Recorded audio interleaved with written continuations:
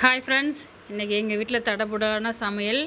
எங்கள் மாமனார் இறந்த திதி இன்றைக்கி. அதனால் எங்கள் மாமனாருக்கு படையல் போடுறதுக்காக தான் இவ்வளோ சமையல் செஞ்சிட்டு இருக்கேன்.